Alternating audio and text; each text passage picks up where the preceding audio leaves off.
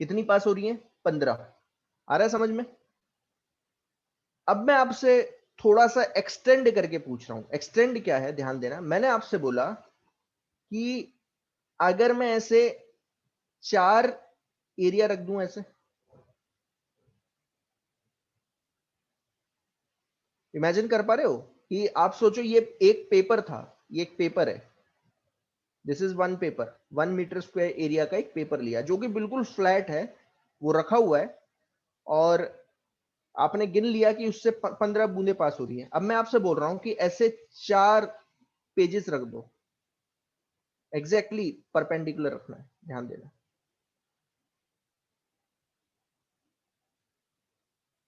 बताओ कितनी बूंदे पास हो जाएंगी? 60। 60 साफ साफ पता चल रहा है। यूनिटरी मेथड लगाओगे तो पता चलता है कि सर 1 से 15 पास हो रही थी, इस 1 मीटर स्क्वायर एरिया से 15 पास हो रही है, तो ये भी तो 1 मीटर स्क्वायर एरिया होगा, ये भी 1 मीटर स्क्वायर एरिया होगा, और ये भी 1 मीटर स्क्वायर एरिया होगा। तो number of rain drop passing through 4 metre square area, तो कितना हो गया? आपने क्या किया, 1 मीटर स्क्वायर एरिया से, ध्यान देना, ये 15 जो था ये क्या था? नंबर ऑफ ड्रॉप्स 60 पासिंग पर मीटर स्क्वायर, इसको किससे मल्टीप्लाई किया? टोटल एरिया से मल्टीप्लाई किया, टोटल एरिया से मल्टीप्लाई कर दिया। ठीक है, तो सिंपल आ गया कितना? 15 इंटू 4, 60। तो 16 ड्रॉप्स आ जाएगी, ये 16, क्योंकि मीटर स्क्वायर कैंसिल आ जाएगा, इतनी ड्रॉप्स पास होती है। यहां तक समझ में आया?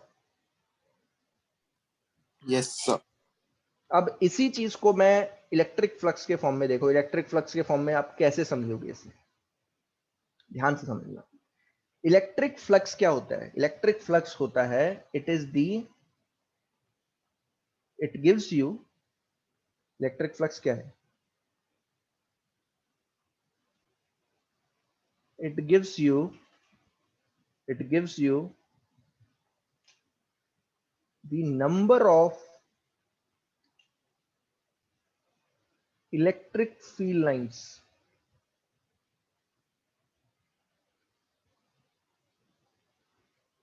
passing through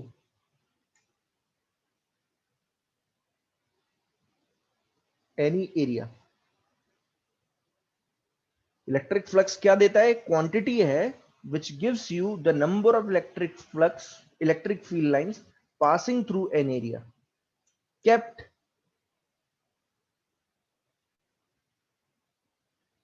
आप कैसे भी रख लो उसे, कोई फर्क नहीं पड़ेगा, ठीक है ना? देखो, समझ में आया है क्या कि ये एक ऐसी क्वांटिटी है जो आपको क्या देगा कि कितनी इलेक्ट्रिक फील्ड लाइंस पास हो रही हैं किसी भी एरिया से। समझ में आया?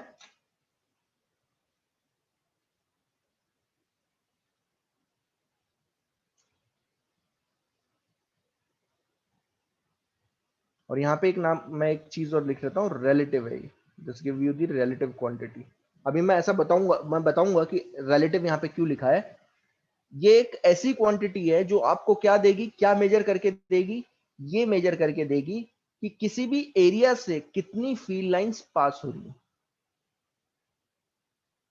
तो जितनी पास हो रही होंगी वो उसी को इलेक्ट्रिक फ्लक्स बोल देते हैं। अब ध्यान देना, ध्यान से समझना कि मान लीजिए ये इलेक्ट्रिक फील्ड लाइंस है, ध्यान देना, ऐसे पास हो रही हैं, और मैंने आपको बताया था फील्ड लाइंस को कैसे रिप्रेजेंट करते हैं, एरो से रिप्रेजेंट कर सकते हो ऐसे। ये फील्ड लाइंस ऐसे पास हो रही हैं, ठीक है, इस तरीके से मैंने रिप्रेजेंट करवाया।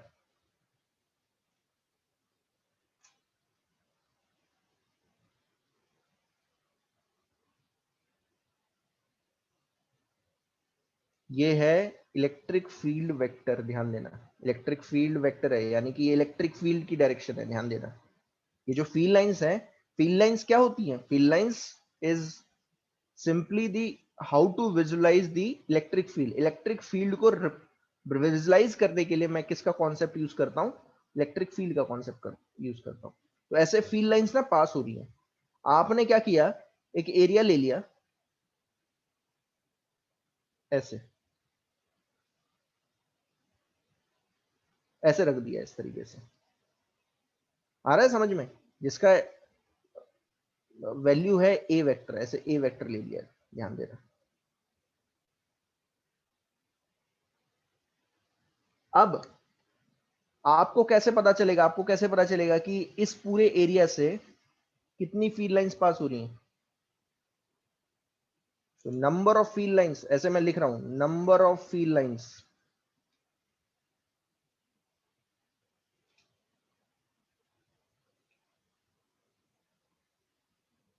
Passing through any area. तो अब ध्यान देना, जैसे मैंने यहां पे कॉन्सेप्ट यूज किया था, ये वाला जो कॉन्सेप्ट यूज किया था, उसी से मैं यहां पे रिप्रेजेंट करूंगा, मैं रिप्रेजेंट करने की कोशिश करूंगा। सबसे पहले मुझे क्या पता होना चाहिए, मुझे पता होना चाहिए सबसे पहले quantity, number of field line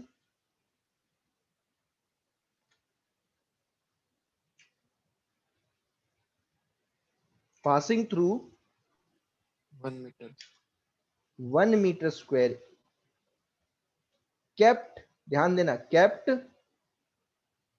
perpendicular to the field line.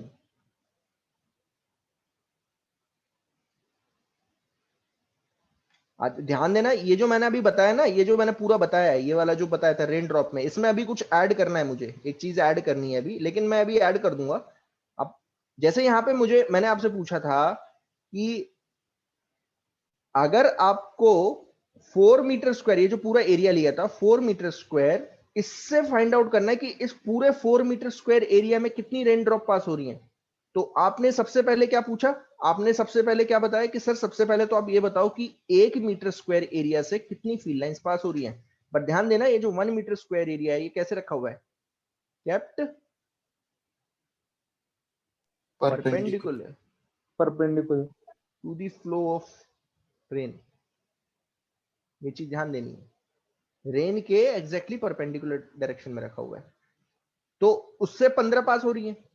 तो वही चीज मैंने यहां पे ली, अगर मैं इसी चीज को यहां पे रिप्रेजेंट करूं, यहां पे सोचूं, तो मैं आपसे फाइंड आउट करना चाहता हूं, मैं पूछना चाहता हूं कि number of field lines passing through any area, किसी भी एरिया से कितनी फील्ड लाइंस पास हो रही हैं, ये आप कैसे निकालोगे। तो आप बोलोगे कि सर सबसे पहले तो ये बताओ कि number of field lines passing through 1 metre square area, 1 metre square area exactly field lines के परपेंडिकुलर डायरेक्शन में रख दूं, परपेंडिकुलर रख दूं, तो उस 1 मीटर स्क्वायर एरिया से कितनी फील्ड लाइंस पास हो रही है ये बताओ। तो वो ये क्वांटिटी है।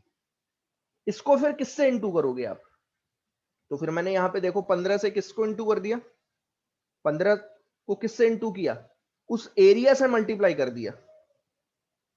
मुझे किससे पूछा था, मुझे पूछा था 4 मीटर स्क्वायर एरिया से कितनी पास हो रही है, तो मैंने क्या किया, 4 से मल्टीप्लाई कर दिया और कुछ नहीं, 15 को 4 से इंटू कर दिया। तो मैं यहां पे किससे इंटू करूंगा, एरिया से मल्टीप्लाई कर दूंगा।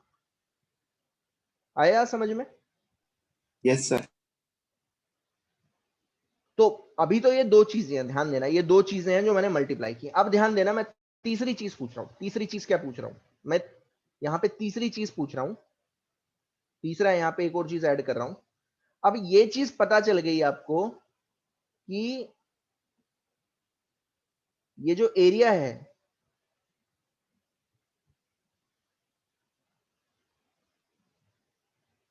इससे कितनी बूंदे पास हो रही थी, 4 मीटर स्क्वायर एरिया से कितनी बूंदे पास हो रही हैं, 60. 60 ठीक है, तो 60 पास हुई। अब मैं 60 बूंदे यहां दिखा नहीं रहा हूं, लेकिन मैं बूंदे दिखा रहा हूं आपको कि मान लीजिए ये 60 बूंदे ऐसे पास हो रही हैं इससे।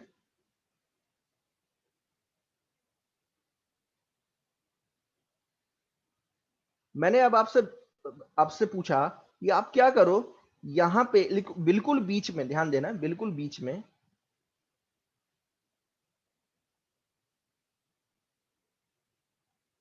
एक रॉड लगा दो ऐसे, ये एक रॉड लगी हुई है, समझाने के लिए रॉड लगी थी, अब लगा दो, ठीक है ना। ऐसे सोचो कि अपने समझाने के लिए एक रॉड लगा रखी है, और रॉड को रोटेट करो ऐसे, तो सोचो क्या होगा।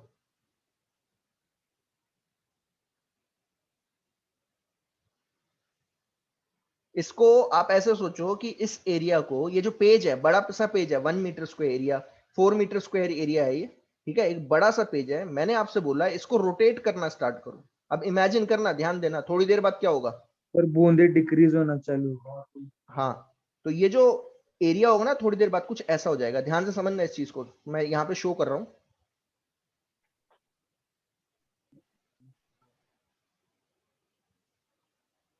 ध्यान से समझना इस चीज को, कि थोड़ी देर बाद ना एरिया ऐसा हो जाएगा, देखो ऐसे।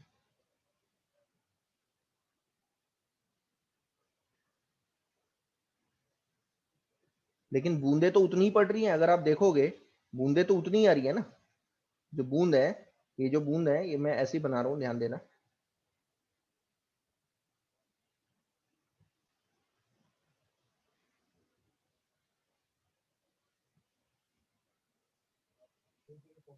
ठीक है, तो अब आपको पता चल रहा है कि, ध्यान से समझना इस चीज को, मैं क्या बोलने की कोशिश कर रहा हूं। जैसे ही आप रोटेट कर रहे हो, तो रोटेट कर रहे हो तो क्या होगा, इसका एरिया वेक्टर आप रोटेट कर रहे हो। ध्यान देना, ये जो एरिया था, ये एरिया वेक्टर जो था, ये ऊपर की तरफ था पहले, लेकिन जैसे ही आपने रोटेट करना स्टार्ट किया तो एरिया वेक्टर की डायरेक्शन चेंज हुई। यहां पे पहुंचा तो ये ऐसे हो गया, देखो आ रहा है समझ में। तो कुछ बूंदे ऐसी होंगी जो इससे पास ही नहीं होंगी। जैसे देखो ये वाली जो बूंद है, ये वाली जो बूंद है, ये जो बूंद है, और ऐसा हो सकता है ये वाली बूंदे जो कॉर्नर पे बूंदे, ये क्या हो, these drops does not passes through area, through the same area। ध्यान देना, आया समझ में ऐसा क्यों हो रहा है, क्योंकि आपने एरिया वेक्टर की डायरेक्शन चेंज कर दी। एरिया वेक्टर, अब एरिया जो है वो परपेंडिकुलर टू दी नहीं है, perpendicular to the flow of drop नहीं है। तो क्या हुआ, जैसे ही आपने क्या किया, पेज को रोटेट करना स्टार्ट किया, तो जो कॉर्नर्स पे जो ड्रॉप है वो ऐसा है कि ऐसा भी हो सकता है कि पास ही ना हो उस एरिया से। आया समझ में। Yes sir. तो जो तीसरा फैक्टर होगा वो किस, क्या आएगा, हाँ, बिना उस चीजों पाहिजे की नहीं। बैकग्राउंड जो है ऑफ कर दो प्लीज। तो तीसरा जो फैक्टर है वो कौन सा आ रहा है, तीसरा फैक्टर आ रहा है ओरिएंटेशन ऑफ द एरिया। ध्यान देना, ओरिएंटेशन ऑफ द एरिया का आ रहा है, एरिया का ओरिएंटेशन। आया समझ में। तो यस यहां सर। पे तीसरा जो इफेक्ट आ रहा है, तीसरा फैक्टर, थर्ड फैक्टर जो इफेक्ट करेगा वो ओरिएंटेशन का आ रहा है। ठीक है ना, ओरिएंटेशन का आ रहा है। तो मैं यहां पे अब देखो लिख रहा हूं, यहां पे लिख रहा हूं कि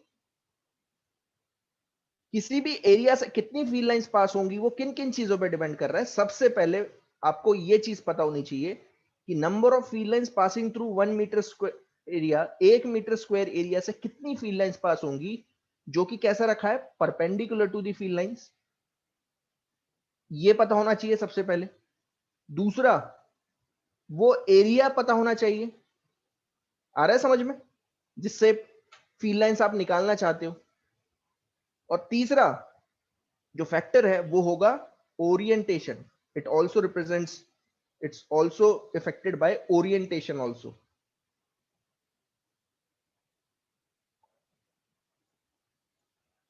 तो जो ओरिएंटेशन होता है वो एंगल से रिप्रेजेंट होगा, किसी एंगल से रिप्रेजेंट होगा। तो यहां पे ध्यान देना, कॉस थीटा आता है। अब ध्यान से समझना, ध्यान से समझो इस चीज को, कि जो number of field lines passing through any area होता है उसे फाई से रिप्रेजेंट करते हैं। इसी को हम क्या बोलते हैं, इलेक्ट्रिक फ्लक्स।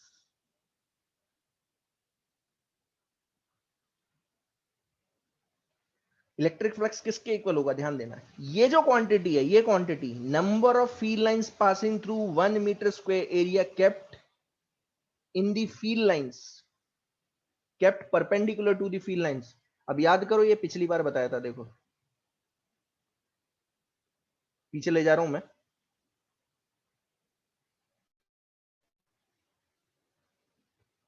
ये देखो, सबसे लास्ट में जो है मैंने जाते जाते बताया था, ये देखो, the magnitude of electric field is measured by the density of field lines. और डेंसिटी ऑफ फील्ड लाइंस क्या होती है, number of field lines passing through unit area when this area is kept perpendicular to the field lines. आया समझ में? yes sir. आया समझ में? तो मैग्नीट्यूड जो number of field lines passing through unit area होता है when it is kept perpendicular to the electric field lines, उसी को हम क्या बोलते हैं? Magnitude of electric field.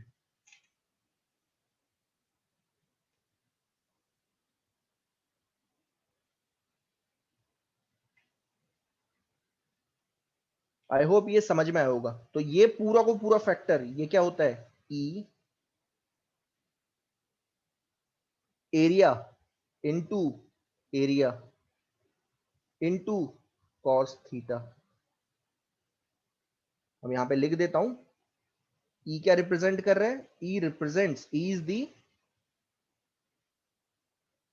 Magnitude of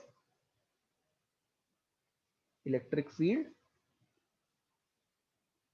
और यहां पे लिख देता हूं it represents number of field lines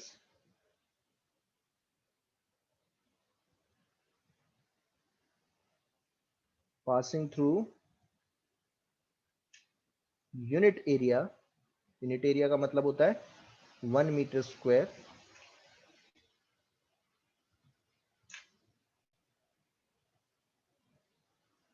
kept perpendicular to the electric field lines. ये ई रिप्रेजेंट करेगा. कहीं पे भी अगर आपसे इलेक्ट्रिक फील्ड पूछा है तो समझ जाना इलेक्ट्रिक फील्ड क्या दे रहा है आपको. ये एक ऐसी क्वांटिटी है ई जो ये बता रहा है कि कितनी फील्ड लाइंस पास हो रही होंगी 1 मीटर स्क्वायर एरिया से. अगर वहां पे 1 मीटर स्क्वायर एरिया परपेंडिकुलर रखा होगा फील्ड लाइंस के. ए क्या है वहां पे? ए क्या है? एरिया. एरिया. अब जैसे सीधी सी बात है कि यहाँ पे जैसे मैं आपसे बोलूं 4 मीटर स्क्वायर एरिया से कितनी बूंदे पास हो रही थी, ये वो वाला एरिया है. ठीक है ना. सो ए इज एरिया. ठीक है ना. कुछ भी एरिया हो सकता है कि जिससे फ्लक्स पूछा गया है, या ऐसे बोल रहा हूं मैं एरिया.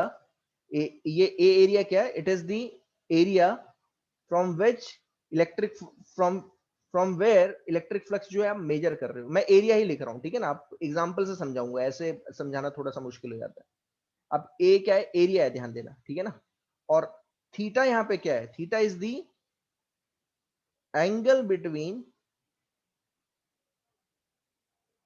इलेक्ट्रिक फील्ड वेक्टर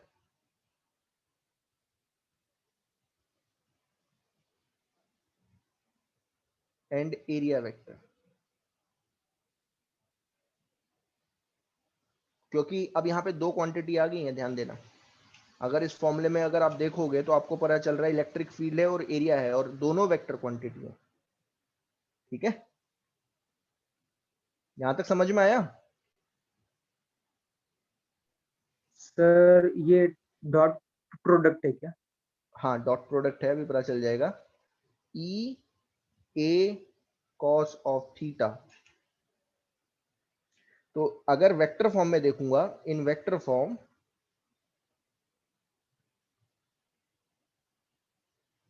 क्योंकि ये दोनों वेक्टर क्वांटिटी हैं, E electric field is a vector quantity and area is a vector quantity, तो फाई को आप ऐसे भी लिख सकते हो, E dot product with A.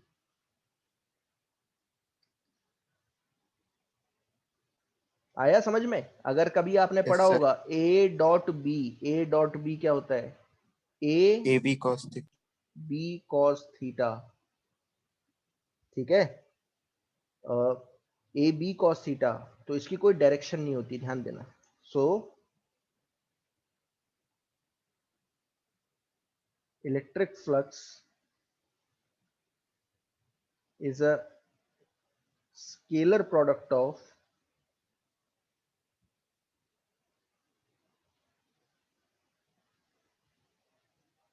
electric field with area vector.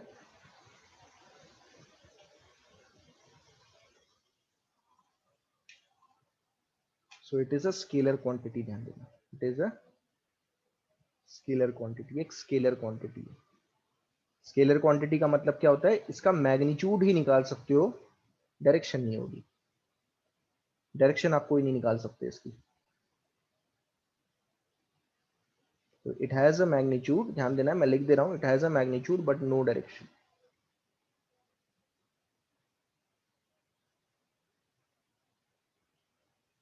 या it is a scalar product, it has a magnitude but no direction.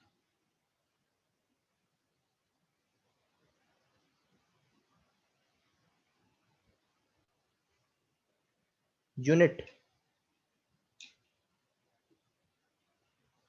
Unit होगी, यूनिट आपको पता चल रही है क्या होगी यूनिट? तो यूनिट होगी, अगर मैं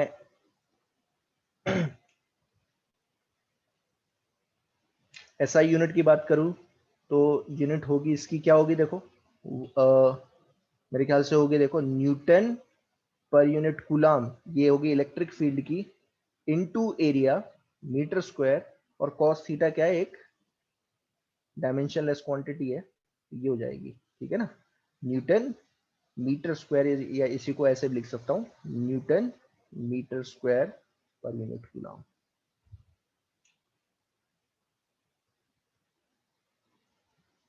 आया यहां तक समझ में? Yes sir. Yes sir. ठीक है, तो ये जो फॉर्मूला मैंने बनाया है ना, ये इसी तरीके से है। ये अगर मैं डायरेक्टली बता देता तो बोलते कि सर ये आ कहां से गया, तो समझाया इस तरीके से जाता है। समझाने के लिए मैं ये तरीका यूज कर लेता हूं, तो क्योंकि थोड़ा सा इजी पड़ जाता है, बच्चों को समझ में आ जाता है कि एकदम कि मैं कर क्या रहा हूँ, मैं निकाल क्या रहा हूँ। तो कोई भी अगर आपसे पूछ ले कि इलेक्ट्रिक फ्लक्स होता क्या है और इसका मतलब क्या है, इससे आप क्या चीज निकाल रहे हो, तो आप झट से बता देना है कि सर इलेक्ट्रिक फ्लक्स का मतलब होता है कि आप किसी भी एरिया से कितनी फील्ड लाइंस पास हो रही हैं, ये निकालने की कोशिश कर रहे हो आप। लेकिन ध्यान देना, ये सिर्फ, मैं अब यहां पे एक पॉइंट लिखवा रहा हूं, पॉइंट मैंने पहले नहीं लिखवाया था, लेकिन मैं अब लिखवा रहा हूं। अब यहां पे देखो मैं ऐड कर रहा हूं, ध्यान देना, ध्यान से समझना। It not gives you, it gives you the measure of, ध्यान देना, it gives you the measure of. तो मैं यहां पे लिख रहा हूं,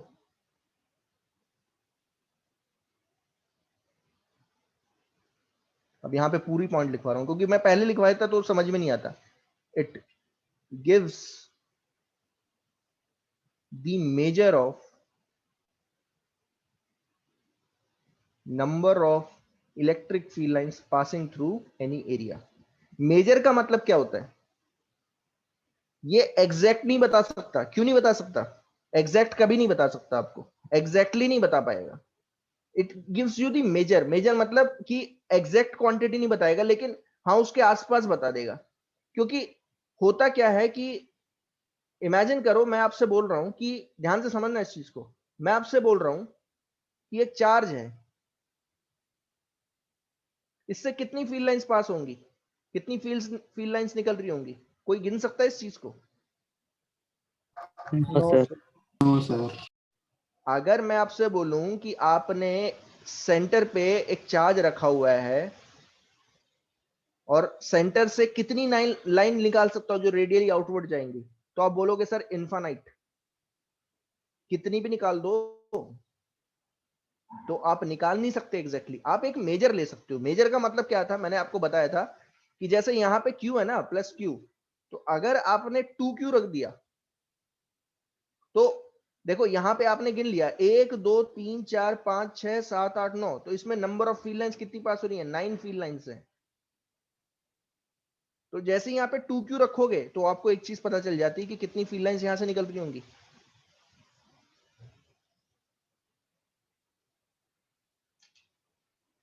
इसकी डबल। आ रहा है समझ में? Yes sir. Yes sir. तो ये एक मेजर दे रहा है कि भाई अगर किसी भी Yes. चार्ज से, अगर मान लीजिए 9 निकल रही है तो इससे 18 निकल रही होंगी, क्योंकि अपनी आपने क्या कर दिया, चार्ज का मैग्नीट्यूड बढ़ा दिया है। ये मेजर देता है, ध्यान देना, it can give you the measure only, ये एग्जैक्ट नहीं बता सकता। कभी भी एग्जैक्ट वैल्यू इलेक्ट्रिक फ्लक्स नहीं बता पाता है। क्योंकि आपको यही नहीं पता कि, यही ढंग से नहीं पता कि 1 मीटर स्क्वायर एरिया से 1 मीटर स्क्वायर एरिया से कितनी फील्ड लाइंस पास होंगी, यही नहीं बता सकते आप, क्योंकि यही नहीं मैं बता सकता कि किसी भी चार्ज से कितनी फील्ड लाइंस निकलती हैं। जब आप ये नहीं बता सकते कि एक चार्ज से कितनी फील्ड लाइंस निकलती हैं, तो आप ये भी नहीं बता सकते कि किसी भी एरिया से कितनी फील्ड लाइंस निकलेंगी। तो it can give you the measure only, exact value नहीं बताता है ये कभी भी। बुक्स में लिखा रहता है, ध्यान देना, बुक्स में क्या लिखा रहता है, it is the number of field lines passing through per metre through any area, this is called electric flux. नहीं, ये गलत है, it gives you the measure only, exact value नहीं बता सकता ये। यहां तक आया समझ में?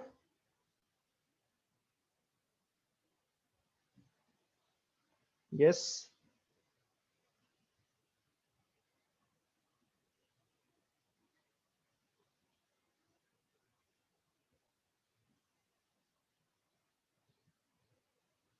ओके, अब देखो एक एग्जांपल से देखना, एग्जांपल से समझना। एग्जांपल क्या है, कैसे आप इसको यूज करेंगे, यूज करने का तरीका बता रहा हूं।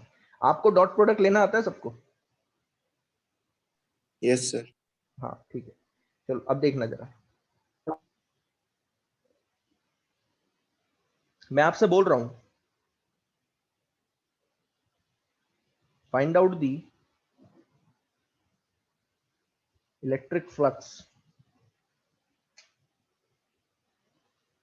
पासिंग थ्रू दी एरिया, और इसी को क्या बोल सकते हैं, इसी को ऐसे बोल सकते हैं, नंबर ऑफ,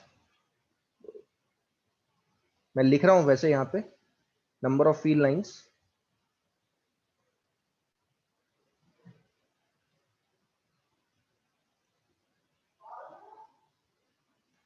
पासिंग थ्रू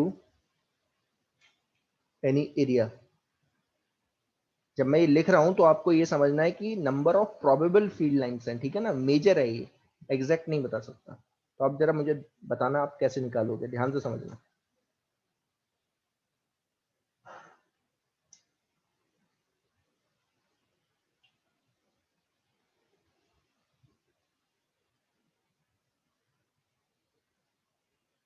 ध्यान से समझना इस चीज को। देखो मैंने यहां पे इलेक्ट्रिक फील्ड इस तरीके से दिखाई है, जैसे ही मैं ऐसे दिखा देता हूं एरो और ऐसे लिख देता हूं कि इलेक्ट्रिक फील्ड है 20 न्यूटन पर यूनिट कूलाम आई कैप। तो आप इससे क्या समझोगे, पहले तो ये समझो, इससे क्या समझ रहे हो? ये जो, जैसे ही मैंने यहाँ पे लिखा इलेक्ट्रिक फील्ड है 20 न्यूटन पर यूनिट कूलाम आई कैप, तो ये 20 क्या है? मैग्नीट्यूड है। 20 न्यूटन पर यूनिट कूलाम क्या है? This is the magnitude of electric field. और आई कैप क्या दे रहा है? Direction. Direction along x axis. आप ध्यान से समझना, आप जो भी चीज मैं बता रहा हूं, ठीक है ना। तो जैसे ही आपको पता चला कि सर ऐसी इलेक्ट्रिक फील्ड दे रखी है कहीं पे 20 आई कैप, तो आपको एक चीज समझ में आ जानी चाहिए कि डायरेक्शन ऑफ इलेक्ट्रिक फील्ड हमेशा क्या है, आई कैप की डायरेक्शन में, हमेशा आई कैप की डायरेक्शन में। और मैग्नीट्यूड कितना है? 20 न्यूटन पर यूनिट कूलम। आ रहा है समझ में यहां तक? Yes sir. ओके, अब थोड़ा ध्यान से समझना। मैंने यहां पे एक एरिया लिया, देखो ऐसे,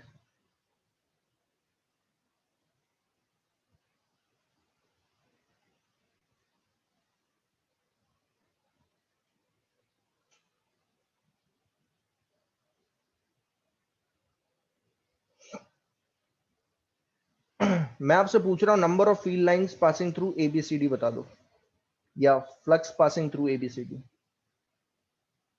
flux passing through ABCD, electric flux passing through the area ABCD, ये आपको बताना है। 0।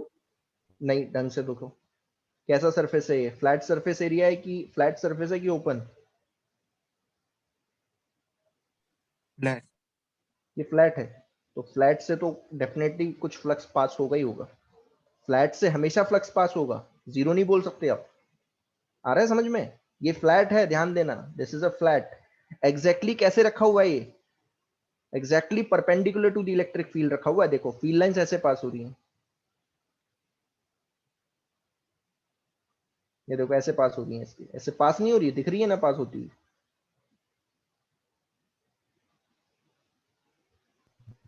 आ रहा है समझ में? 80 तो कैसे निकालोगे? तो पहले तो ये समझो कि इसका मतलब क्या है, 20 आई कैप। तो 20 आई कैप का मतलब था ई क्या है, मैग्नीट्यूड है, और आई कैप क्या है, डायरेक्शन। अब मैग्नीट्यूड जो है, ध्यान देना, magnitude is constant, its magnitude is constant. ध्यान से समझना इस चीज को, मैग्नीट्यूड क्योंकि कांस्टेंट है, तो मैं इसको बोलता हूं इस तरीके से। अगर कहीं पे भी आपको ऐसे दिख जाए E is equal to 20 I cap, तो आप बोलोगे it is a uniform electric field. आया समझ में?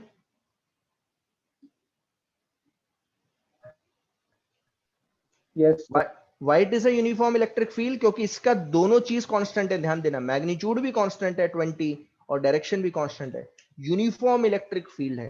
ध्यान देना, ये कहीं पे भी आपको ऐसे दिख जाए 20 I cap. Non uniform electric field मैं भी बताऊंगा, अगले पार्ट में बताऊंगा। अब मैं आपसे बोल रहा हूं कि इस यूनिफॉर्म इलेक्ट्रिक फील्ड में मैंने एक एरिया रखा, flat open surface area A B C D. तो जीरो मत और मैं आपसे पूछ रहा हूं कि इससे फ्लक्स कितना पास होगा, फ्लक्स मतलब कितनी फील्ड लाइंस पास हो रही होंगी, तो जीरो मत बताना। हमेशा फ्लैट सरफेस एरिया से कुछ ना कुछ फ्लक्स पास होगा, डेफिनेटली पास होगा। आया समझ में? यस। Yes, sir. तो अब कैसे करें इसे? तो करने का तरीका तो बहुत सिंपल है। कौन मुझे बताएगा इसका एरिया वेक्टर कहाँ है, बाहर की तरफ? Yes, sir. बताओ कितना है? 4 I cap. 4 I cap. बस हो गया। फ्लक्स पासिंग थ्रू एबीसीडी होगा ई डॉट ए। ई कितना है? 4 I cap, dot product with 20 I cap, कितना आ गया? 80। आई डॉट आई कितना होता है? 1 होता है, हो गया 80 आ गया। आंसर आया न्यूटन मीटर स्क्वायर पर यूनिट कूलम। आ गया समझ में? Yes, sir. यस।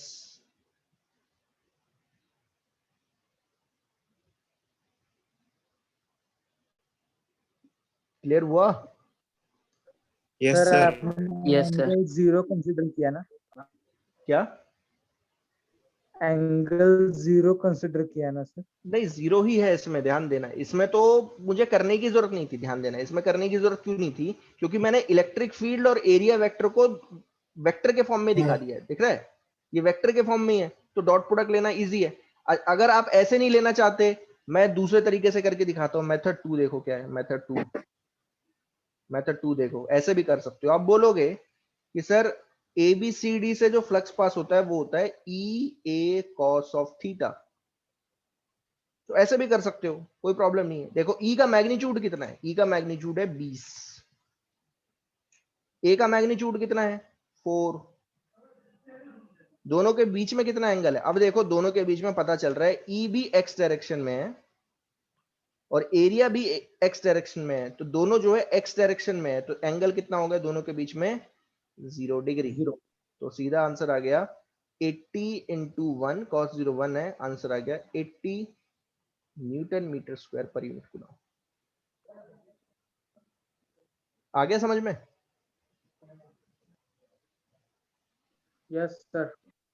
तो अगर वेक्टर फॉर्म में दिए हुए हैं इलेक्ट्रिक फील्ड और एरिया वेक्टर वेक्टर फॉर्म में दिए हुए हैं, तो आप डॉट प्रोडक्ट डायरेक्टली ले लोगे। डॉट प्रोडक्ट जो है डायरेक्टली ले लेना। लेकिन अगर मान लीजिए मैग्नीट्यूड दे रखा है दोनों का और दोनों के बीच का एंगल दे रखा है, तो आप ई ए कॉस थीटा से निकाल सकते हो। देखो एक चीज एक और करके दिखाता हूं, बताइए इसमें क्या है? If the electric field is given by, ध्यान से समझना, इलेक्ट्रिक फील्ड क्या दे रखी है? 6 आई कैप, 4 जे कैप, 4 के कैप। अब इसमें मैग्नीट्यूड तो आप निकाल लोगे, लेकिन डायरेक्शन निकालना बहुत मुश्किल है, क्योंकि इलेक्ट्रिक फील्ड जो है 3D में दिया हुआ है, 3 डायमेंशन में दिया हुआ है, तो बहुत मुश्किल हो जाएगा।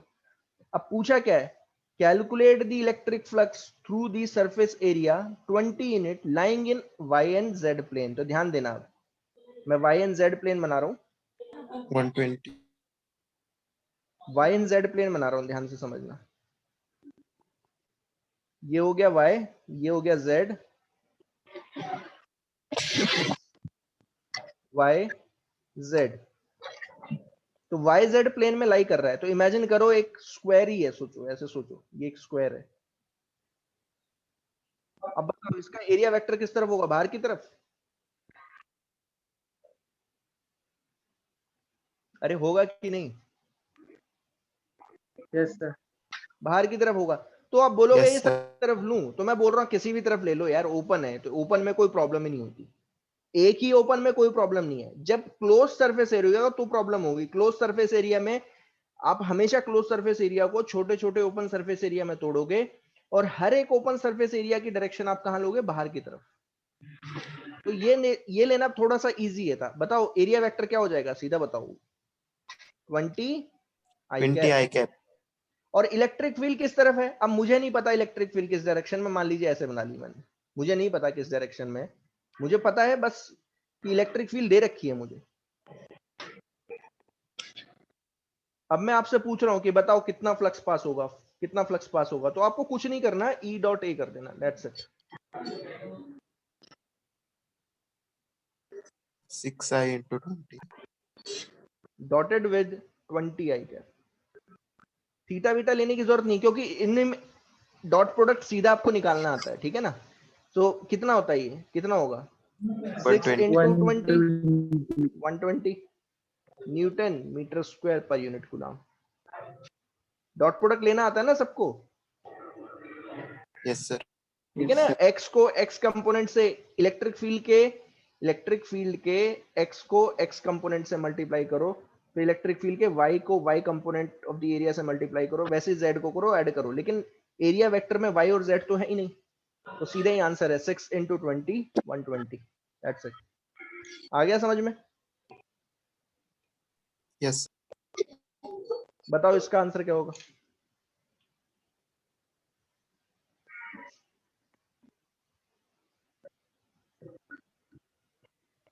$300.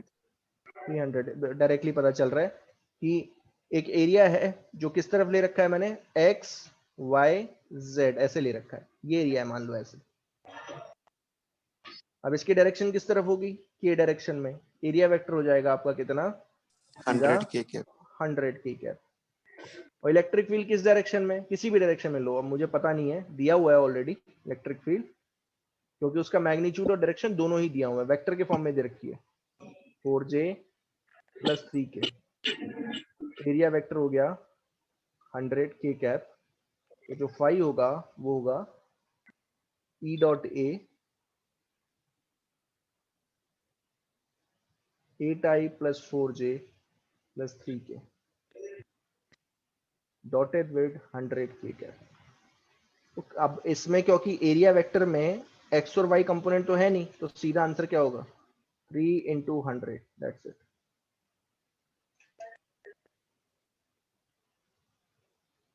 आई होप समझ में आ रहा है।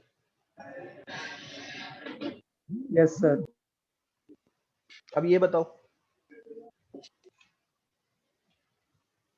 अब ये तो बहुत इजी हो गया, इसमें तो सीधा ही दोनों ही दिए हुए हैं, देखो 5i + 4j - 4k इंटू 10⁵ ये ई है। Electric field in a certain region of space is this, ये इलेक्ट्रिक फील्ड दे रखी है।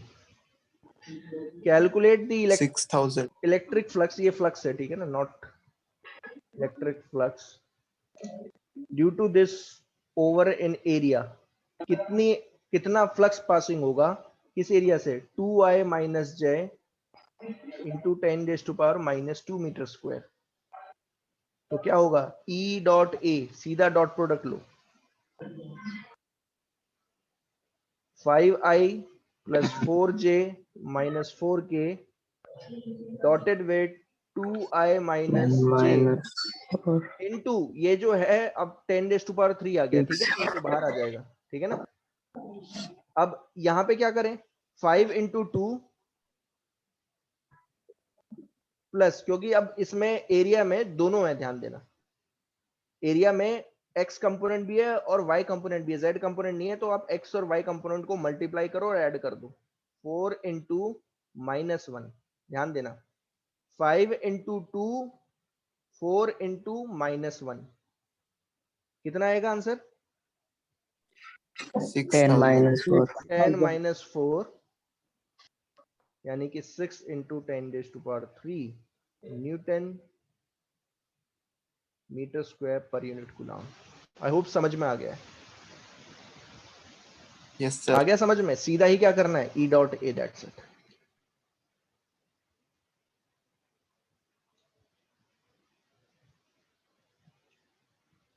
इस तरीके से इलेक्ट्रिक फ्लक्स निकालना होता है। अगर आपको इलेक्ट्रिक फ्लक्स निकालना आता है तो बहुत चीजें समझ में आ जाएंगी अब, क्योंकि गॉस थ्योरम वही है, इलेक्ट्रिक फ्लक्स निकालना आना चाहिए, ध्यान देना। नाउ एक और चीज अब ध्यान से समझना, इफ ये जो फॉर्मूला है, ये जो फॉर्मूला है, ध्यान देना, ये जो फॉर्मूला है इलेक्ट्रिक फ्लक्स का, ये जो फॉर्मूला है दिस,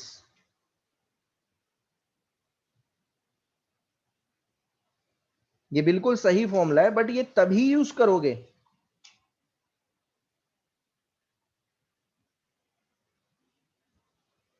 ध्यान से समझना, यहां पे अब लिखवा रहा हूं, ई ए कॉस थीटा या ई डॉट ए, ये बिल्कुल सही फॉर्मूला है, लेकिन ये कब यूज करोगे सिर्फ जब बस मैग्नीट्यूड दिया हो। ना, ध्यान से समझो, अगर इलेक्ट्रिक फील्ड का मैग्नीट्यूड दे रखा है, एरिया दे रखा है और दोनों के बीच का एंगल दे रखा है, तब आप यूज करोगे। लेकिन इसको इस तरीके से नहीं समझना है, इसको इस तरीके से समझना है कि आप तभी यूज करोगे व्हेन, ध्यान से समझना, when electric field is uniform. अगर इलेक्ट्रिक फील्ड यूनिफॉर्म है तो आप यूज कर सकते हो। आ रहा है समझ में? इलेक्ट्रिक फील्ड यूनिफॉर्म मतलब दो चीजें आ गई इलेक्ट्रिक फील्ड में, इलेक्ट्रिक फील्ड में दो चीजें आ गई, क्या क्या? Magnitude is constant and direction is not changing, direction of electric field is not changing. आ रहा है समझ में? Yes sir. अगर इलेक्ट्रिक फील्ड, ध्यान देना, अगर ये दोनों कांस्टेंट है, मैग्नीट्यूड भी कांस्टेंट है, डायरेक्शन भी कांस्टेंट है, तो आप यूज कर सकते हो, ठीक है। लेकिन अब ध्यान देना, एक और कंडीशन है, दूसरी कंडीशन ये है, the orientation of the area,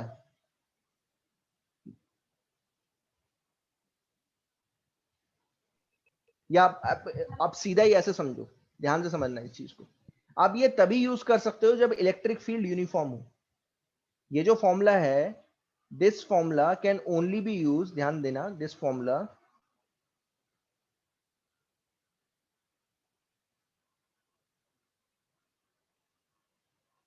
can be used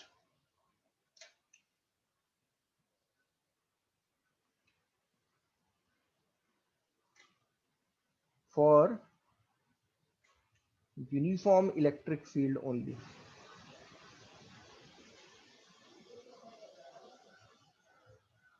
non uniform electric field में आप यूज नहीं कर सकते। क्यों नहीं कर सकते, अभी देखो, अभी आप समझ में आएगा।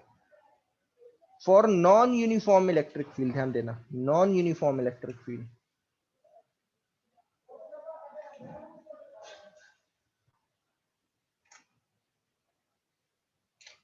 ध्यान से समझना, नॉन यूनिफॉर्म इलेक्ट्रिक फील्ड का मतलब क्या है, ध्यान देना, देखो ऐसे समझो कि मान लीजिए आपने, देखो ध्यान से समझना इस चीज को,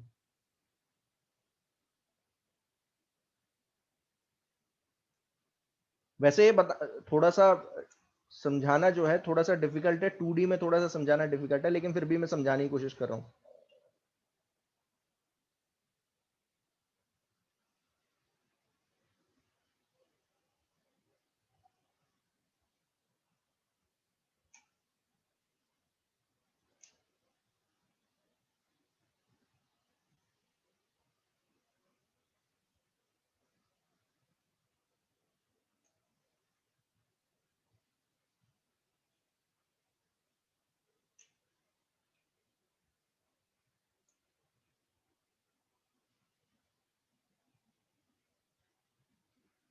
कौन मुझे बताएगा इसका मतलब क्या है? यहां से कितनी इलेक्ट्रिक फील्ड लाइंस पास हो रही हैं? 6. देखो अब दिखाने में हम दिखा रहा हूं मैं इस तरीके से, आप ऐसे समझो कि इससे यहाँ पे 8 हो रही है, यहाँ पे 6 हो रही है, यहाँ पे 4 हो रही है और यहाँ पे 2 हो रही है।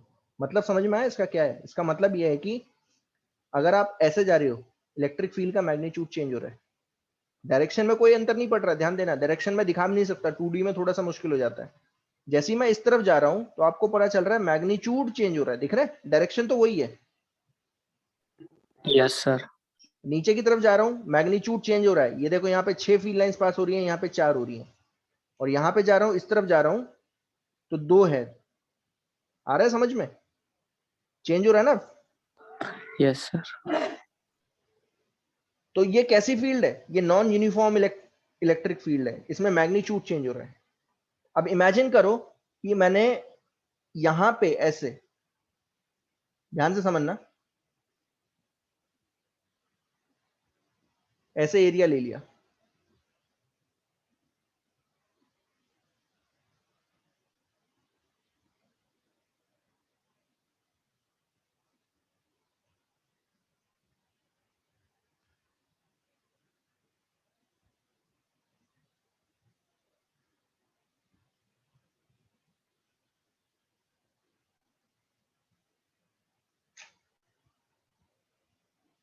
इस तरीके से एरिया ले लिया, देखो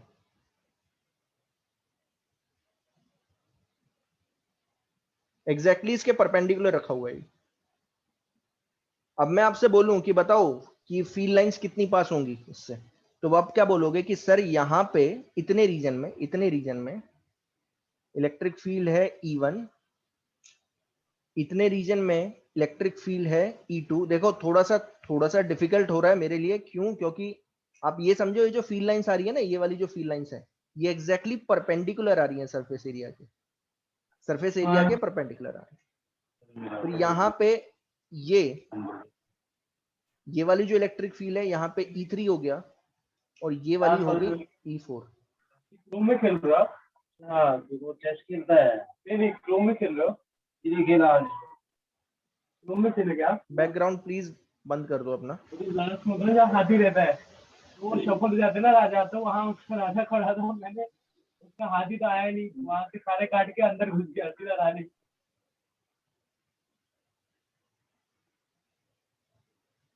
ओके, अब मैं आपसे बोल रहा हूं कि इलेक्ट्रिक फ्लक्स निकालो कि कितना फ्लक्स पास होगा, तो आप फॉर्मूला मत लगा देना सीधा कि E A cos theta, directly नहीं लगाना है। क्यों नहीं लगाना है? क्योंकि प्रॉब्लम क्या होगी इसमें?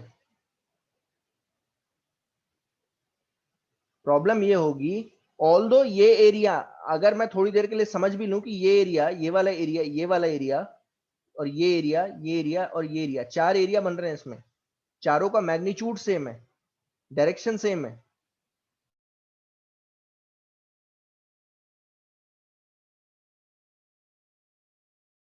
तरफ है A1, इसका एरिया भी बाहर की तरफ है A2, इसका एरिया भी बाहर की तरफ है A3, और इसका भी एरिया बाहर की तरफ है A4। तो अब आप डायरेक्टली फॉर्मूला नहीं लगा सकते। क्यों नहीं लगा सकते? क्योंकि प्रॉब्लम क्या है, इस एरिया से, इस वाले एरिया से जो इलेक्ट्रिक फील्ड लाइंस पास हो रही हैं वो थोड़ी सी ज्यादा पास हो रही हैं। इस एरिया से इलेक्ट्रिक फील्ड लाइंस पास हो रही हैं वो थोड़ी सी कम पास हो रही हैं। इस वाले एरिया से जो इलेक्ट्रिक फील्ड लाइंस पास हो रही हैं वो थोड़ी और कम हो रही हैं, और इससे तो बहुत ही कम हो रही है। तो अब आपको क्या करना पड़ेगा, अलग अलग फ्लक्स निकालना पड़ेगा। ध्यान देना, फ्लक्स कैसे निकालोगे आप, ध्यान देना आप कैसे निकालोगे। E1 A1 cos theta, E2 A2 cos theta. देखो ये वाला जो फ्लक्स होगा E1 A1 cos थीटा, ये किससे पास हो रहा होगा? अगर मैं इसे 4 पार्ट में डिवाइड कर दूं, A B C D E F G H I, तो ये जो फ्लक्स पास हो रहा होगा, ये जो फ्लक्स है ये किससे पास हो रहा है? Flux passing through ABC ABCD से पास हो रहा है। ठीक है, फिर ये वाला फ्लक्स को आपको किससे ऐड करना पड़ेगा, किस में ऐड करना पड़ेगा, E2 A2 cos थीटा। तो E2 A2 cos थीटा क्या हो जाएगा, फ्लक्स पासिंग थ्रू, ये हो जाएगा BCHI BCHI। अब ऐसे ऐड करते जाओ। अब क्योंकि ये 4 हैं तो 4 में क्या होगा, 4 एरिया लेना पड़ेगा। लेकिन अगर मान लो ऐसे मैं बहुत सारे एरिया ऐड करते जाऊं जिसमें इलेक्ट्रिक फील्ड अलग अलग है, तो आप सब ऐड करते जाओगे। तो ऐसी कितनी क्वांटिटी है, ध्यान देना, बहुत सारी क्वांटिटी होंगी। तो मैं आप सीधा यहां पे लिख देता हूं कि आपको अगर फ्लक्स निकालना है नॉन यूनिफॉर्म इलेक्ट्रिक फील्ड में, तो आप क्या करोगे, ध्यान से समझना। आप एक छोटा सा एरिया लोगे, एक छोटा सा एरिया लोगे DA, ये मैं अभी समझाऊंगा इसको, इसका मतलब क्या है। क्या करोगे, ध्यान से समझना। मान लीजिए ऐसी इलेक्ट्रिक फील्ड दे रखी है, इस तरीके से इलेक्ट्रिक फील्ड दे रखी है,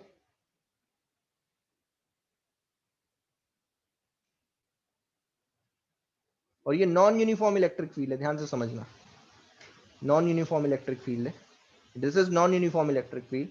और आपसे बोला जाए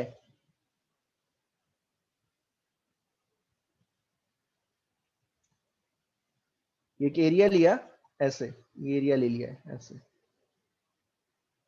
इस एरिया से कितना फ्लक्स पास होगा, तो आप डायरेक्टली नहीं निकालोगे क्योंकि ई नॉन यूनिफॉर्म है। तो आप क्या करोगे, यहां पे आप एक छोटा सा एरिया लोगे, छोटा सा एरिया, इसी में ये छोटा सा एरिया लोगे जो बाहर की तरफ है, ऐसे बाहर की तरफ है DA। इस छोटे से एरिया से कितना फ्लक्स पास होगा, इस छोटे से एरिया से फ्लक्स पासिंग थ्रू, ध्यान देना D फाई, इस तरीके से लिख रहा हूं ये पूरा,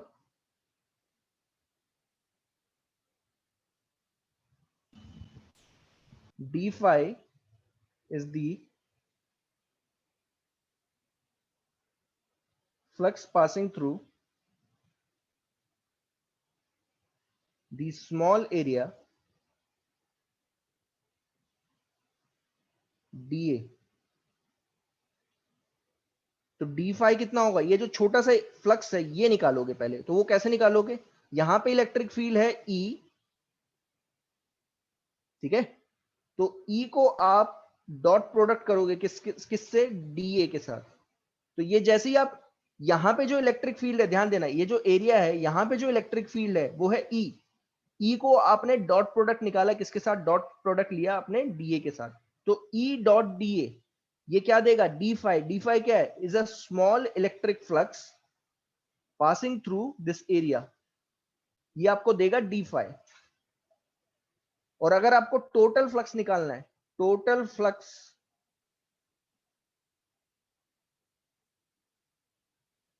passing through the whole area, whole area मतलब यहां पे क्या है, ABCD। अगर आपको ABCD से फ्लक्स निकालना है पूरे एरिया से, तो आप क्या करोगे, इस D फाई को इंटीग्रेट करोगे, ध्यान से समझना।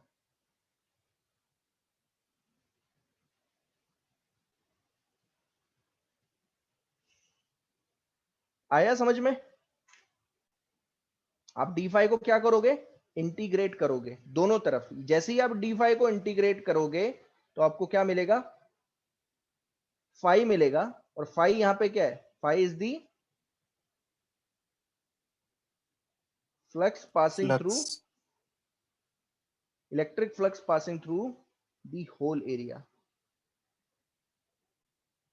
सीधा ही इंटीग्रेट कर दोगे, ध्यान देना। बट ये इंटीग्रेशन जो है ना, ये एक स्पेशल टाइप का इंटीग्रेशन है, ये सिंपल इंटीग्रेशन नहीं है, इसे बोलते हैं सरफेस इंटीग्रेट, इसे बोलते हैं सरफेस इंटीग्रल। सरफेस इंटीग्रल क्या होगा, पूरे सरफेस पे किया गया इंटीग्रल। ये मैं करवाऊंगा, सीधा तो पता नहीं चलता, अभी मैं बताऊंगा ये कैसे करते हैं इसे, ठीक है ना। पूरे सरफेस पे इंटीग्रेट करोगे, पूरे सरफेस पे इंटीग्रेट करने का मतलब क्या है, आप क्या कर रहे हो, मैं फिर वही बताने की कोशिश कर रहा हूं। आप कुछ नहीं, आप ये कर रहे हो, ध्यान देना, इस पूरे एरिया को छोटे छोटे पार्ट्स में डिवाइड कर रहे हो, ऐसे ऐसे। इससे फ्लक्स निकाला, इससे फ्लक्स निकाला, फिर इससे फ्लक्स निकाला, इससे फ्लक्स। क्या चेंज हो रहा है इन सब में, जब इससे फ्लक्स निकालोगे तो क्या चेंज होगा, इलेक्ट्रिक फील्ड की डायरेक्शन चेंज हो गई। और एरिया वेक्टर की डायरेक्शन चेंज हो गई, दिख रहा है? अलग अलग डायरेक्शन में हो सकते हैं। यहां पे निकालोगे तो ऐसा हो सकता है इलेक्ट्रिक फील्ड इस डायरेक्शन में हो, एरिया वेक्टर इस डायरेक्शन में हो। आ रहा है समझ में?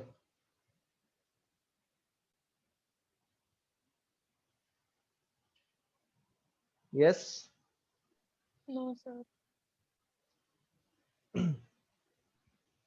देखो ये चीज समझ में आई थी, ये वाली जो ये वाला जो मैंने पार्ट समझाया था, ये वाला पार्ट समझ में आया था, इलेक्ट्रिक फ्लक्स जो मैंने यहाँ पे निकालना सिखाया था।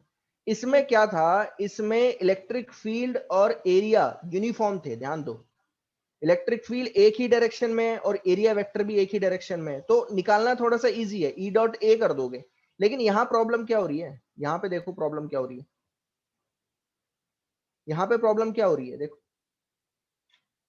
यहाँ पे प्रॉब्लम क्या हो रही है। यहाँ पे अगर आप ढंग से देखोगे, मैं एक और बार डायग्राम बना देता हूँ ताकि क्लियरिटी हो जाए, और थोड़ा सा छोटा बनाऊंगा ताकि समझ में आए। देखो मान लीजिए ये इलेक्ट्रिक फील्ड है, ऐसे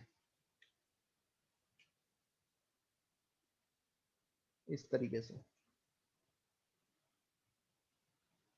ये इलेक्ट्रिक फील्ड लाइंस पास हो रही हैं इस तरीके से, और आपने क्या किया, यहाँ पे एक एरिया रख दिया ऐसे ऐसे। अब मैं आपसे बोल रहा हूं कि इससे फ्लक्स निकालो ए बी सी डी से, तो आप इमेजिन करो मैंने इसे 4 पार्ट में तोड़ा, इसे 4 पार्ट में ऐसे तोड़ दिया है, ठीक है।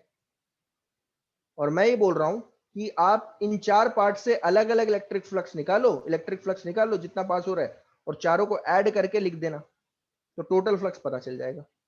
तो आप बोलोगे कि सर यहाँ पे इसका एरिया होगा, इससे जो फ्लक्स निकलेगा, इस वाले पार्ट से जो फ्लक्स निकलेगा वो ऐसे निकलेगा कि मान लीजिए यहाँ पे इस डायरेक्शन में इलेक्ट्रिक फील्ड है,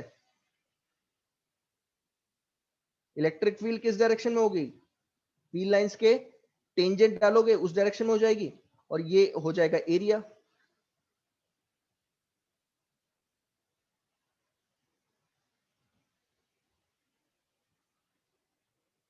ऐसे दिखा रहा हूं, ठीक है ना, ताकि समझ में आए। ये हो गया ई और ये हो गया ए, इन दोनों का डॉट प्रोडक्ट लोगे तो आपको इस वाले एरिया से, ध्यान देना ये वाला जो ऊपर वाला एरिया है उससे फ्लक्स पता चल जाएगा कितना फ्लक्स पास हो रहा है। फिर आप अगर इससे फ्लक्स निकालोगे तो वो कैसे निकालोगे, इलेक्ट्रिक फील्ड आगे इस डायरेक्शन में और एरिया आगे इस डायरेक्शन में, अलग अलग हो सकता है क्योंकि नॉन, एक तो ध्यान देना इलेक्ट्रिक फील्ड नॉन यूनिफॉर्म है और दूसरा एरिया भी कर्व्ड सरफेस है, तो ई डॉट ए इस केस में क्या होगा, अलग अलग आएगा। आ रहा है समझ में? Yes sir.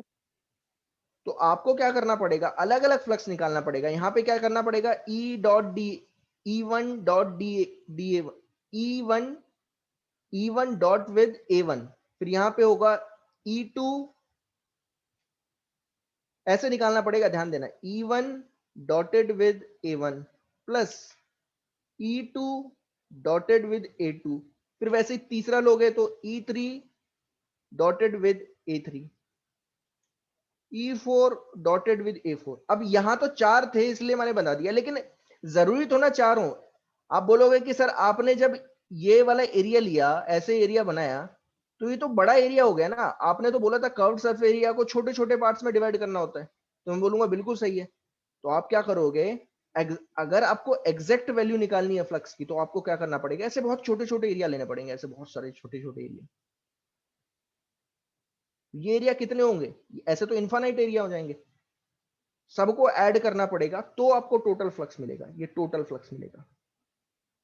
और सिंपल ऐड करना है, ये सिंपल ऐड क्यों, क्योंकि ये स्केलर क्वांटिटी है, स्केलर क्वांटिटी सिंपल ऐड हो जाती है, ध्यान देना। तो ऐसे इनफाइनाइट पार्ट निकलेंगे, ध्यान देना, इनफाइनाइट पार्ट। तो इनफाइनाइट चीजों को ऐड कैसे करते हैं, स्केलरली ऐड कर रहे हैं, तो कैसे ऐड करोगे, सिंपल आप क्या कर देना, ई डॉट डी ए को इंटीग्रेट कर देना, एक छोटा, इसी को, इसका मतलब यहां पे ये है, ध्यान देना, इसी का मतलब यहां पे ये है। आया समझ में? Yes sir. Yes, sir. इसी पूरे का ध्यान देना, ये जो नीचे मैंने बनाया है ना पूरा पूरा, ये जो पूरा बना के दिखाया है, छोटे छोटे एरिया से फ्लक्स निकालो, ऐड कर दो, ऐसे कितने पार्ट बने, इनफाइनाइट पार्ट बने।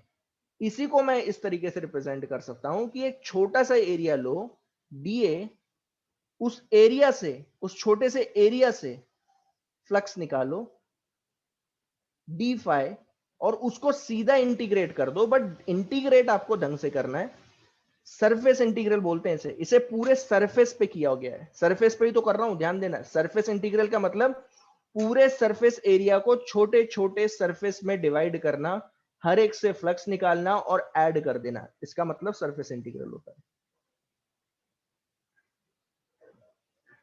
आया समझ में? Yes, sir.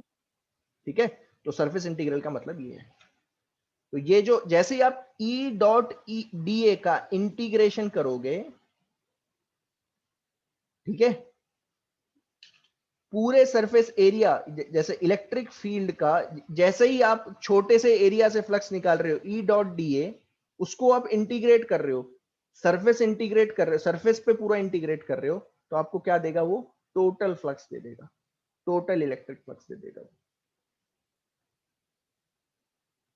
आया समझ में कि नहीं आया? Yes, sir.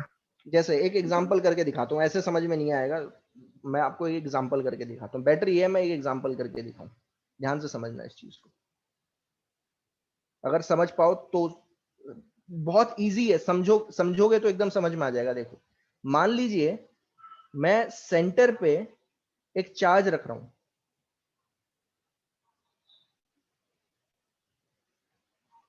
Q plus Q, इससे R दूरी पे, ध्यान से समझना, R दूरी पे एक स्फेयर बनाया।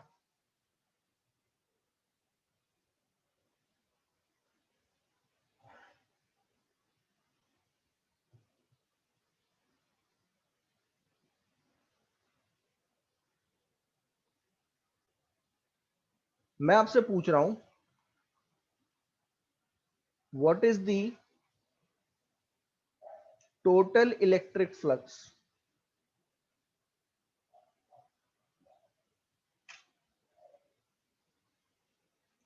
passing through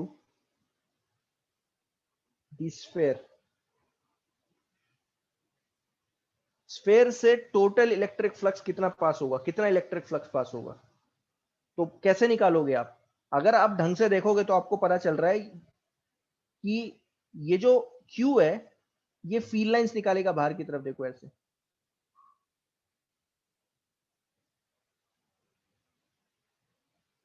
कौन मुझे बताएगा कि अगर आप इस सरफेस पे मूव करना स्टार्ट कर दो, इस सरफेस पे अगर आप मूव कर रहे हो, तो सरफेस पे आपको इलेक्ट्रिक फील्ड कैसी दिखाई दे रही है? यूनिफॉर्म है कि नॉन यूनिफॉर्म है? Uniform. ना, ढंग से देखो, Non-uniform. क्या चेंज हो रहा है? Direction. डायरेक्शन चेंज हो रही है। अगर आप ढंग से देखोगे कि आर दूरी पे आप बोलोगे कि सर इलेक्ट्रिक फील्ड होती है आर दूरी पे, क्योंकि एक पॉइंट चार्ज है क्यू, आर दूरी पे इलेक्ट्रिक फील्ड कितनी क्रिएट करता है? 1/4πε0 क्यू बाय आर स्क्वायर, ये करता है। लेकिन ये नॉन यूनिफॉर्म इलेक्ट्रिक फील्ड है, ध्यान देना, this is a non uniform electric field.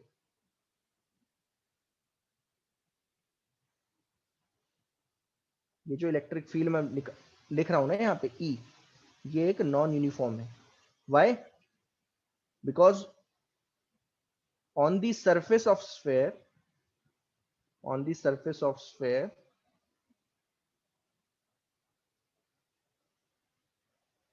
the magnitude of electric field is constant। Magnitude आप देखोगे, क्योंकि सेंटर से आर दूरी पे इलेक्ट्रिक फील्ड का जो मैग्नीट्यूड होता है वो इतना होता है, Q/4πε0r², तो ये कांस्टेंट है, magnitude is constant, but its direction is changing.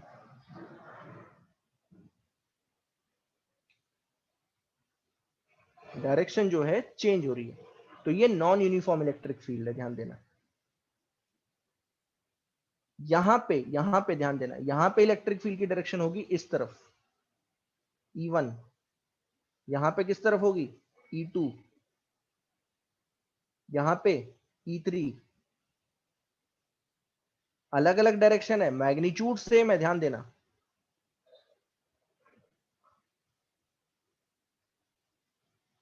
E1, E2, E3, और ऐसे आप निकालते जाओ, सबका मैग्नीट्यूड सेम है,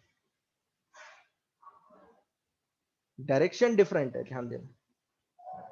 तो अब मैं आपसे पूछ रहा हूं कि total flux passing through the surface sphere बताओ, स्फेयर से कितना पास हो रहा होगा। तो अब आपको ध्यान देना है, ये जो पूरा स्फेयर है आप इसे छोटे छोटे पार्ट्स में डिवाइड करोगे। देखो ये एक छोटा सा एरिया लिया मैंने, इतना सा छोटा सा, ये छोटा सा एरिया है डी ए, आ रहा है समझ में। Yes, sir. Yes, sir. आप पूरे स्फेयर को क्या करोगे, छोटे छोटे एरियाज में डिवाइड करोगे, ठीक है।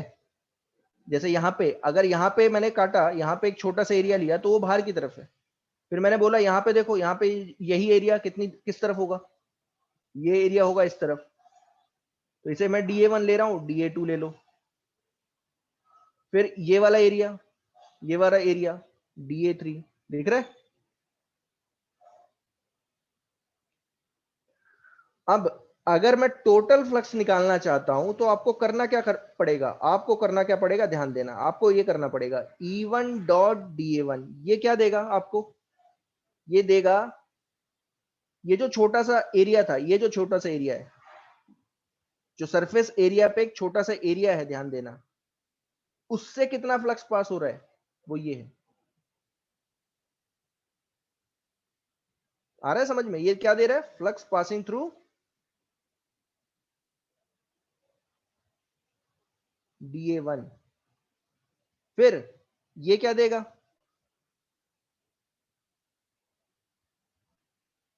Flux passing through DA2। इन दोनों को ऐड करना पड़ेगा, फिर E3 DA3, ऐसे ऐड करते जाओगे। आ रहा है समझ में कि नहीं, क्या बोल रहा हूं मैं। Yes, sir. Yes. ऐसे इनफाइनाइट पार्ट मिलेंगे आपको, ऐसे इनफाइनाइट पार्ट मिल रहे हैं। आ रहा है समझ में। अब अगर मैं इसे सॉल्व करूं तो सॉल्व हो जाएगा, कुछ नहीं है, ध्यान देना। इसे सॉल्व करने का तरीका क्या है, इसको देखो सॉल्व कर रहा हूं, तो ये आएगा E1 DA1 cos, दोनों के बीच में कितना एंगल है, अब बताओ जरा यहाँ पे। अगर E1 और DA1 के बीच में कितना एंगल है आप देखोगे, तो DA1 भी नॉर्मल है, तो Zero. DA1 और E1 Zero. भी रेडियली आउटवर्ड है, हमें पता है positive charge radially outward electric field create करता है। तो कितना एंगल हो गया, 0, cos 0। नेक्स्ट देखो E2 DA2, यहां पे भी 0 एंगल होगा, देखो आ रहा है समझ में, cos 0। E3 DA3 cos 0, चलता गया ये। E1 DA1 cos 0 1 हो जाता है, E2 DA2 cos 0 1 हो गया। अब इस तरीके से चलाते रहो, ये ऐड करना है, ये ऐड हो गया पूरा इनफाइनाइट, ये इंफिनिटी तक जा रहा है, ध्यान देना इंफिनिटी तक, क्योंकि ऐसे इनफाइनाइट पार्ट बनेंगे। सब में कॉमन क्या आ गया, E1 common, E1 E2 E3 ये सब कॉमन आ रहे हैं, क्योंकि सबका मैग्नीट्यूड क्या है, सेम है, तो ये बाहर आ जाएगा सीधा। अंदर क्या बचेगा, DA1 DA2 DA3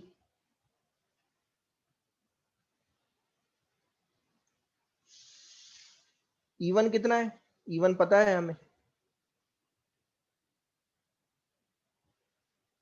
कितना है E1। अगर आप, यही तो E है, ध्यान देना, यही तो E है, ये पूरा को पूरा किसके इक्वल है, ये E के ही इक्वल है, ठीक है।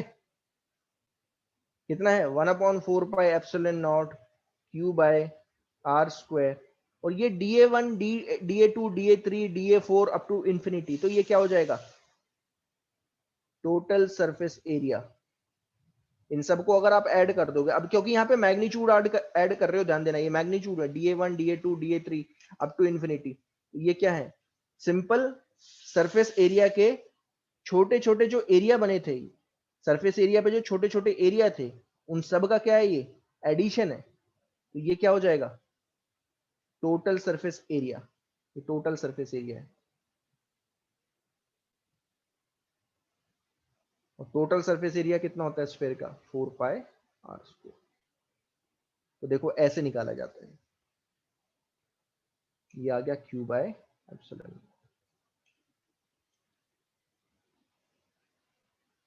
कुछ आया समझ में किस तरीके से निकाला गया है? सर सरफेस इंटीग्रल में हमने इंटीग्रल यूज किया ही नहीं। मैं वही तो बोल रहा हूं, ये तरीका है। अब देखो ये तो पहला मेथड है। मेथड 2 देखो, करने की ही जरूरत नहीं थी, ध्यान देना। मेथड 2 क्या है? इंटीग्रेशन का मेथड है। ये पहला मेथड है, ये पूरा को पूरा मैंने करके दिखाया। इस तरीके से आपको सोचना है, ये मैं कर रहा हूं, ये मैंने लॉन्ग मेथड से बताया है। सेकंड मेथड देखो, आपको करने की ही जरूरत नहीं थी, इतना बड़ा करने की जरूरत ही नहीं थी।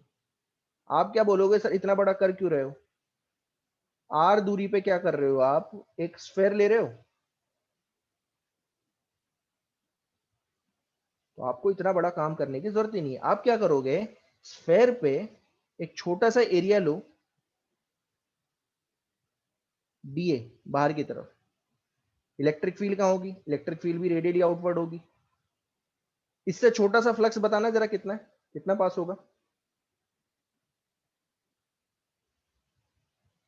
यस, कोई बताएगा? EDA। Flux passing through DA vector,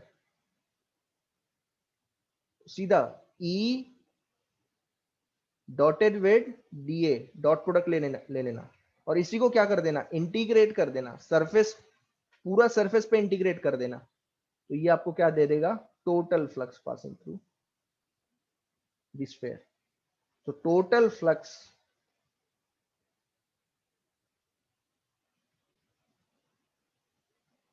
passing through the sphere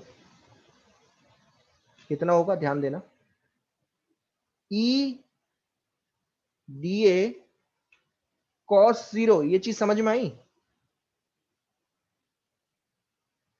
Yes, yes sir. Yes, sir. E D A cos 0, तो E D A cos dot product लिया, ध्यान देना। कॉस 0 क्यों लिया? 0 क्यों लिया? क्योंकि ई और डी ए के बीच में कितना एंगल है? 0 डिग्री, तो कॉस 0 हो जाएगा। तो ये सीधा आ गया, ई डी ए कॉस 0 हो गया 1। ई बाहर निकाल सकता हूं, क्यों निकाल सकता हूं? क्योंकि ई का जो मैग्नीट्यूड है ना, ई जो है वो हर जगह पे कांस्टेंट है, ध्यान देना। अगर कहीं पे भी आप निकालोगे, इस सरफेस पूरे स्फेयर पे कहीं पे भी आप निकालो, the magnitude of E is constant, ये कांस्टेंट है। और कितना Yes. है? और कितना है पूरे सरफेस पे? कितना है? 1/4 pi epsilon naught Q by Q by R square. R square. तो E बाहर निकाल लो और सीधा इंटीग्रेट करो डीए को। जब आप डीए को इंटीग्रेट कर रहे हो, तो डीए को इंटीग्रेट करने का मतलब क्या है? आप छोटे छोटे एरियाज को ऐड कर रहे हो, इसी को तो सरफेस इंटीग्रल बोलते हैं और कुछ नहीं है, ध्यान देना। ये जो डीए का इंटीग्रेशन है, जब आप सरफेस इंटीग्रल निकाल रहे हो, तो इसका मतलब क्या है? डीए को इंटीग्रेट करोगे तो क्या देगा? Total surface area. आया समझ में? Yes sir. ये जो डीए को सरफेस, जब डीए को आप इंटीग्रेट कर रहे हो, कैसा इंटीग्रेशन है? सरफेस इंटीग्रल निकाल रहे हो, सरफेस पे इंटीग्रेट कर रहे हो, तो आप डीए को क्या कर रहे हो? ऐड कर रहे हो। ये जो डीए है ना, डीए क्या है? मैग्नीट्यूड ऑफ दिस एरिया, ये मैग्नीट्यूड है इसका। अब ऐसे कितने एरिया बनेंगे? बहुत सारे एरिया बनेंगे, इनफाइनाइट एरिया। सबके मैग्नीट्यूड आप ऐड करते जाओ, तो आपको क्या मिल जाएगा? टोटल एरिया मिल जाएगा। देखो ऐसे, टोटल एरिया क्या होगा? 4 पाई आर स्क्वायर। पूरे सरफेस एरिया का टोटल एरिया क्या है?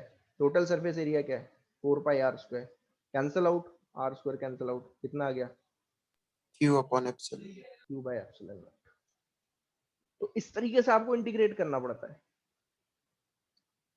अब ये मेथड थोड़ा सा लॉन्ग है, देखो this is a long method, ये पूरा का पूरा बहुत लॉन्ग मेथड है। ऐसे अगर निकालूंगा तो फिर तो बहुत ज्यादा कॉम्प्लिकेटेड हो जाएगी सॉल्यूशन, ठीक है ना? और दोनों से सेम आंसर आ रहा है, तो सबसे शॉर्ट तरीका ये है।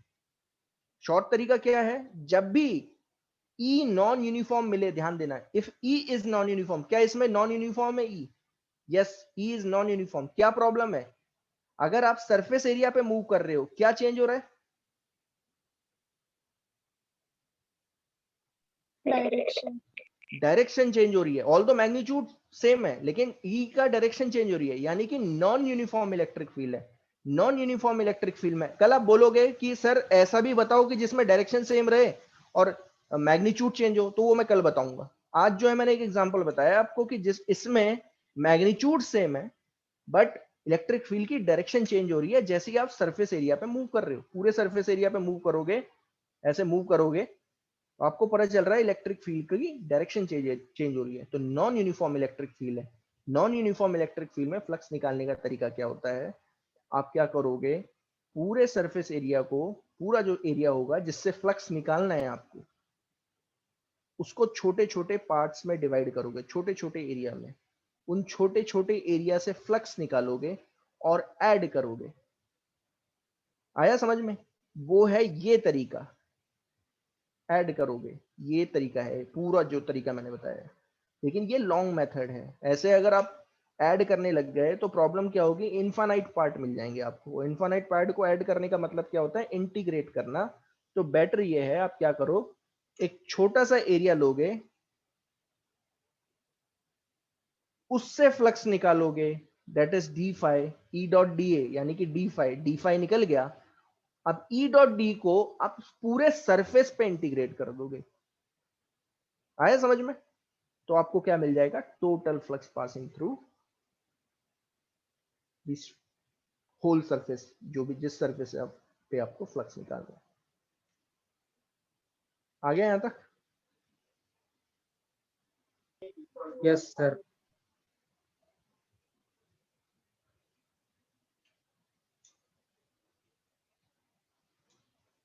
तो वही मैंने यहाँ पे जो है मैं आपको यही बताने की कोशिश कर रहा था। ये है सरफेस इंटीग्रल कांसेप्ट।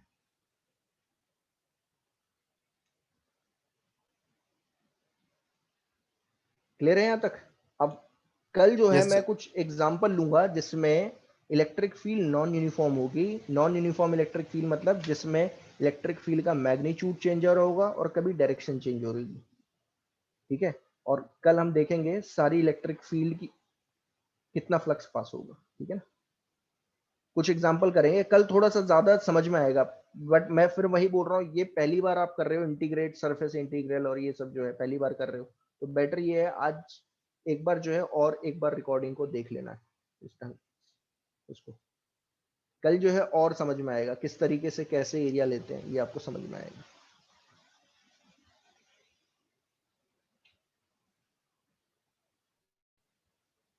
ठीक है, थैंक यू।